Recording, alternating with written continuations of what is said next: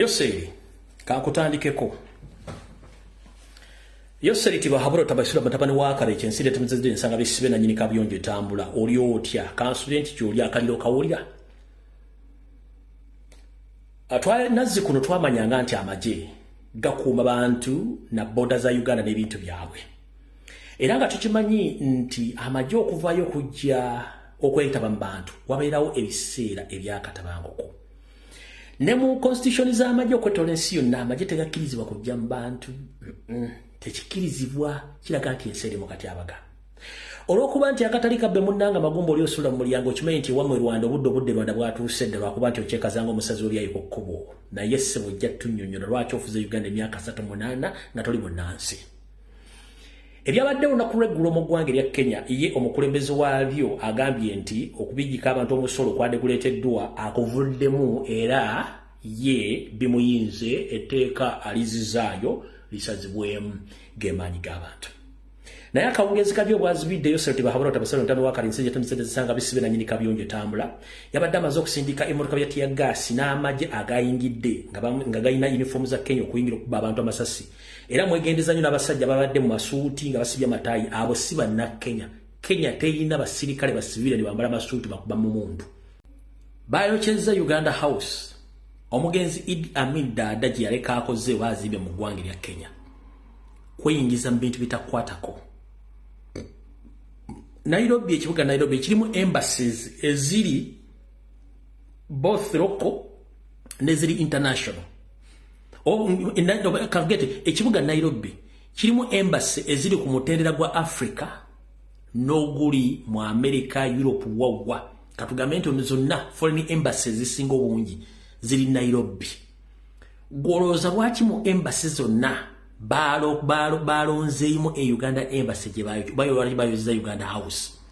kubanga abasajja bano bamanyi nti gwe otadde nnyindo mu byobufuzi byabwe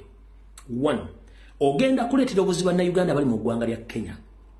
ogenda kuleetera obuzibu byenfuna bya Uganda sina kindi ojja kuviirako eggwanga lyaffe okutabanguka mu ntabanguka nga eggwanga litulumba nga litulumbira mu bintu byeweyagalizanga omuntu omu tulina enjogera egamba nti ekyakuzala kye kiri kutta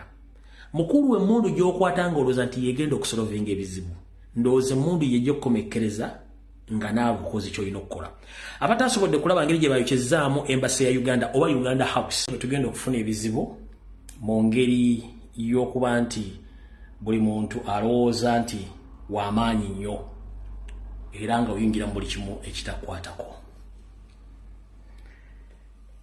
embeera eri mu Uganda yakatubagiro ng'azina n'ow'enkofu wetwogerera olwaliro ebintu bingi bitambula nabagamba mulekera okuwuliriza ebintu bya parliament saga tisimayi bakuttono bakuttooli mwenna mwakire bulungi nnyo emivuyo gyonna buli muntu gwe baleeta mu parliament omubuuzo bako poliisi amaliriza akwatagana Anita Amongi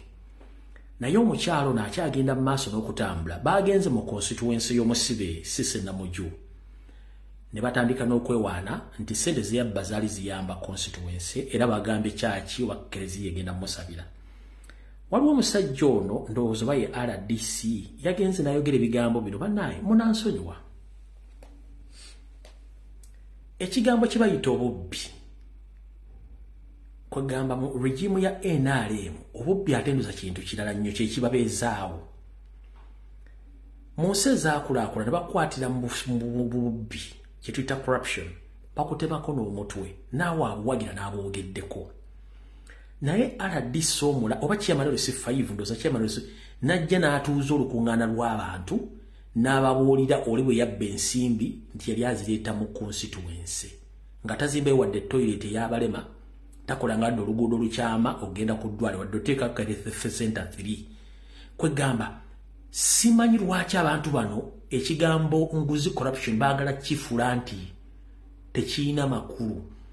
nabagamba 7 ekintu kino akifu ayagala kifula nga bw'okiwulira tekisawundi nga tekiina makulu bwatibwa era kati chairman we district namba n'ojja n'oyogera mu bantu ng'ekigambo nguzi obuli yaako kifudde kintu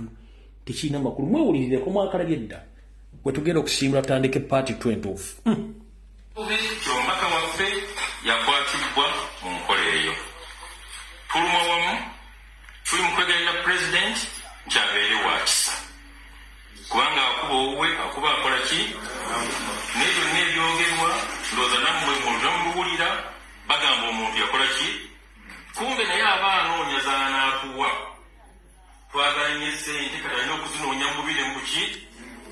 kakati olina okusalawo bakwongeze musaala ofune oba waakiri aziteke mu purojekiti kwasobola okujja enjawulo afune zaanaakuwa ng'akuyise okusalawo kwammwe ng'abakulembeze nze ndowooza byonna bituyamba naye ekyokuteeka omusaala kikulu enja tugenda mu kusaba